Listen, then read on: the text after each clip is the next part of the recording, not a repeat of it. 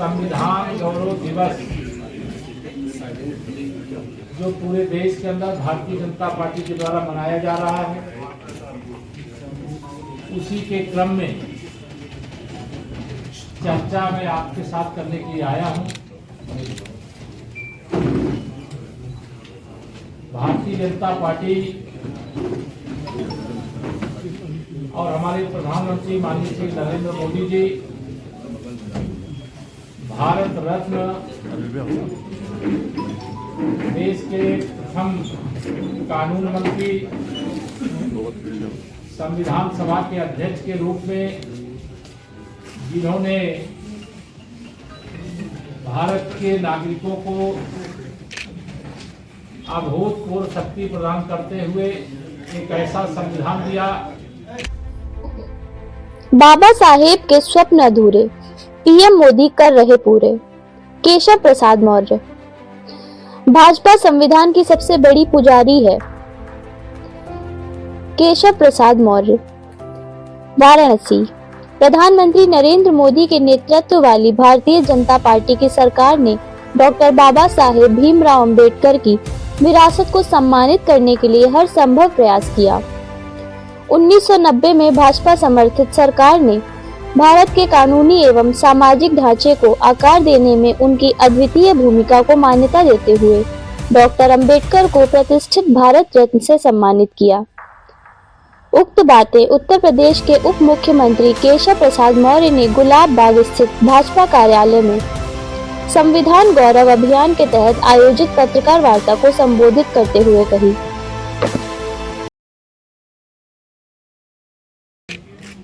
जिसके बलबूते आज भारत विश्व का सबसे बड़ा लोकतंत्र है, सफल लोकतंत्र है।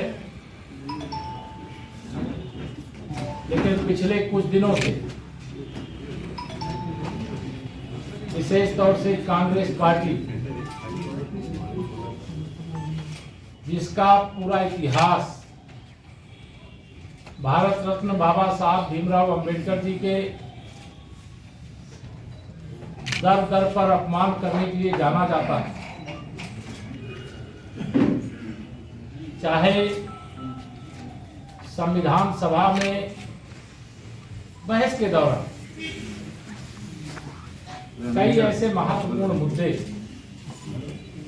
जिसमें वर्तमान में अगर मैं चर्चा करूं तो जम्मू कश्मीर से 370 और 35 से जैसी कैंसर रूपी बीमारी काशी के लोकप्रिय सांसद माननीय नरेंद्र मोदी जी के नेतृत्व में सरकार बनने के बाद खत्म की गई।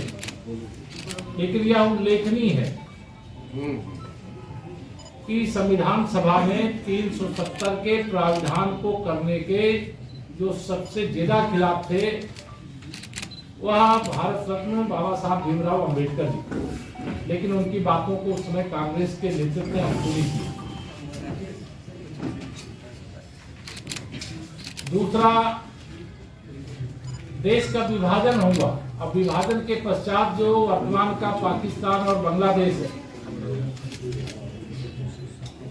वहां पर रहने वाले वहां के अल्पसंख्यक, चाहे वह हिंदू हो, चाहे बौद्ध हो, चाहे सिख हो, चाहे ईसाई बंधु हो, चाहे जैन बंधु हो, उनके पुनर्वास के लिए संविधान सभा में चर्चा हुई थी, इसका प्रावधान करने की चर्चा हुई थी। लेकिन सरकार जब कांग्रेस की पंडित जवाहरलाल नेहरू जी की अगुवाई में बनी तो उसके बाद इस पर कदम नहीं उठाया। प्रधानमंत्री श्री नरेंद्र मोदी जी के नेतृत्व में कानून बना, तो सरकार बनी तो यूसीसी का प्रावधान लाया गया, जो अपने आप में जो इन देशों में बहुत प्रकार से पीड़ित किए जा रहे थे वह भारत में आए और उनको नागरिकता प्रदान करके उनको सम्मान से जीवन जीने का अवसर प्रदान किया जाए। आज मुझे यह भी कहना है कि बाबा साहब का जो जन्म स्थान है, चाहे उनकी निर्वाण स्थली है, चाहे दीक्षा भूमि है, चाहे शिक्षा भूमि है, सभी पांचों स्थानों का भारतीय जनता पार्टी की चाहे मध्य प्रदेश की राज्य सरकार रही हो, चाहे केंद्र में माननीय नरेंद्र मोदी जी के नेतृत्व में सरकार बनने के बाद इन 5 स्थानों का विकास करके पंचतीर्थ के रूप में इनको डेवलप करने का काम किया गया। कांग्रेस पार्टी कभी जाति की बात करती, उनके जो युवराज हैं उनके बयान सुनो, उनके भाषण सुनो तो लगता है कि वो दलितों के, पिछड़ों के बहुत बड़े हमदर्द हैं। लेकिन मैं आज यहाँ काशी की धरती से कह सकता हूँ, दलितों, पिछड़ों, आदिवासियों के सबसे बड़े दुश्मन कांग्रेस पार्टी है। उनके नेता रहे हैं, जो वर्तमान में नेतृत्व कर रहे हैं वह हैं। इसलिए आपको यहाँ पर यह बताना आवश्यक है कि आरक्षण व्यवस्था को सबसे पहले नाकारने का काम किसने किया? तो देश के प्रथम प्रधानमंत्री पंडित जवाहरलाल नेहरू जी ने।